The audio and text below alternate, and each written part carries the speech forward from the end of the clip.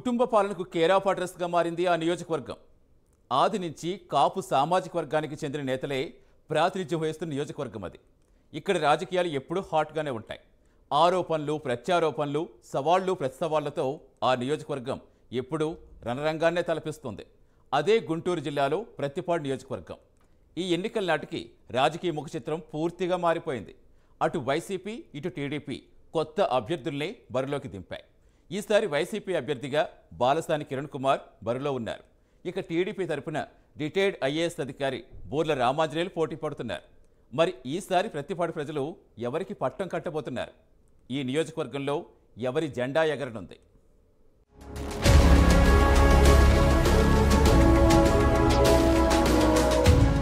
గుంటూరు జిల్లాలోని SC reserved నియోజకవర్గాల్లో ప్రత్తిపాడు ఒకటి.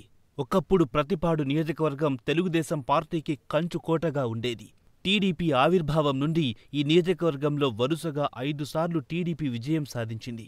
ఈ నియోజకవర్గంలో 11 సార్లు ఎన్నికలు జరగగా 4 సార్లు కాంగ్రెస్, 6 సార్లు తెలుగుదేశం పార్టీ, 2 సార్లు వైసీపీ, స్వతంత్ర పార్టీ ఒక్కసారి గెలుపొందాయి. ప్రత్తిపాడు నియోజకవర్గంలో ఈసారి జరిగే అసెంబ్లీ ఎన్నికల్లో వైసీపీ నుంచి బాలసాని కిరణ్ కుమార్, కూటమి టీడీపీ అభ్యర్థిగా బి రామాంజనేయులు పోటీ పడుతున్నారు. ఇద్దరు అభ్యర్థులు ఎవరికి వారు గెలుపుపై ధీమా వ్యక్తం చేస్తున్నారు.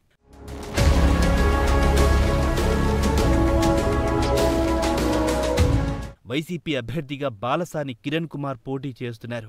అయితే గత ఎన్నికల్లో గెలిచిన మేకపాటి సుచరితను కాదని మాదిగ సామాజిక వర్గానికి చెందిన బాలసాని కిరణ్ కుమార్ను బరిలోకి దింపారు. ఇంటింటికి తిరుగుతూ జగన్ ప్రవేశపెట్టిన సంక్షేమ పథకాలను ప్రజలకు వివరిస్తున్నారు.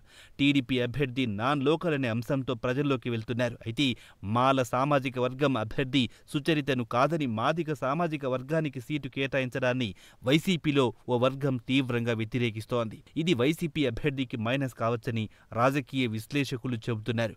మూడోసారి నియోజకవర్గంలో వైసీపీ జెండా ఎగురవేస్తామని ధీమాతో ఉన్నారు.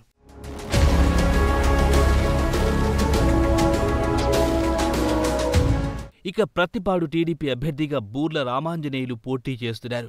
ఈయన రిటైర్డ్ ఐఏఎస్ అధికారి. రాజకీయాలపై మక్కువతో టీడీపీలో చేరిన ఈయన TDP HRD wing organising secretary, chairman గా పనిచేశారు. ఆయన పనితీరుకు మెచ్చి టీడీపీ ప్రత్తిపాడు బరిలో నిలిపింది. తనదైన శైలిలో ప్రచారంలో దూసుకుపోతున్నారు. నియోజకవర్గంలో నేతలను కలుపుకుంటూ ప్రజల్లోకి వెళ్తున్నారు. అయితే టీడీపీ అభ్యర్థి నాన్ లోకల్, నియోజకవర్గంపై అంతగా పట్టు లేకపోవడం ఇవన్నీ రామాంజనేయులకు మైనస్ కావచ్చని రాజకీయ నేతలంటున్నారు. కానీ వైసీపీపై ఉన్న వ్యతిరేకతే తనను గెలిపిస్తుందని టీడీపీ అభ్యర్థి ధీమా వ్యక్తం చేస్తున్నారు.